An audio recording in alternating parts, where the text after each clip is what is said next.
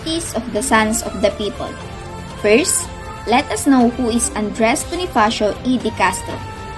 Andres Bonifacio is born on November 30, 1863. Was a Filipino nationalist and revolutionist. He is often called the Great Plebeian, father of the Philippine Revolution, and father of the Katipunan. He was a founder and later Supremo or Supreme Leader of the Katipunan movement, which sought the independence of the Philippines from Spanish colonial rule and started the Philippine Revolution. He is considered a de facto national hero of the Philippines and is also considered by some Filipino historians to be the first president, but he is not officially recognized as such. Duties of the Sons of the People is written by Andres Bonifacio in year 1896. In 1896, Andres Bonifacio, the father of the Philippine Revolution and once the president of the Supreme Council of the Katipunan, penned the Duties of the Sons of the People, a list of the duties and responsibilities to be followed strictly by every member of the organization. The rules constituted a decalogue and embodied Bonifacio's passionate beliefs. In admiration of Emilio Jacinto's literary style, Bonifacio would later adopt Jacinto's Cartilla as the official teachings of the Katipunan. Similar to the Decalogue, the Cartilla was written to introduce new recruits to the principles and values that should guide every member of the organization. The lead up to the sesquicentennial of Andres Bonifacio's birth, the Presidential Museum and Library shares Bonifacio's Decalogue, a reminder of the nation's inherent solidarity of our people's strength, a reminder rendered timeless as we begin rebuilding in the aftermath of Typhoon Yolanda.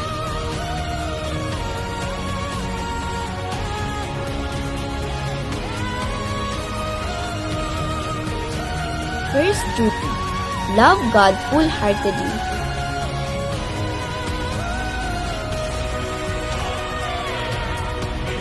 Second duty: bear always in mind that the true love of God is love of country, love which is also true love of man.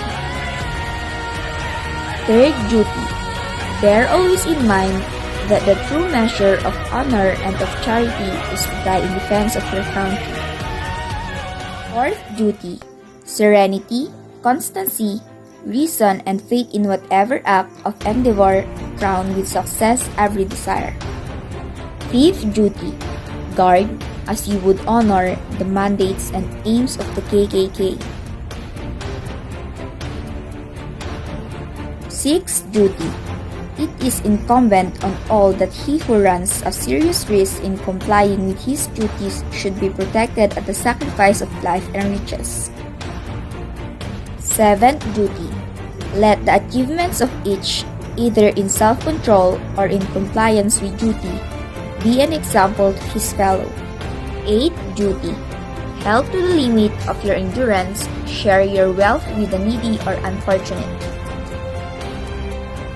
Ninth duty: diligence in your daily work to earn a living is the true expression of love and affection for yourself, wife, for your child, for your brother, and for your countrymen.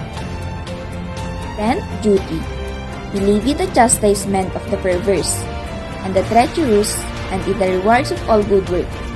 Believe also that the aims of the KKK are the gifts of God, for the hopes of the country are also the hopes of God.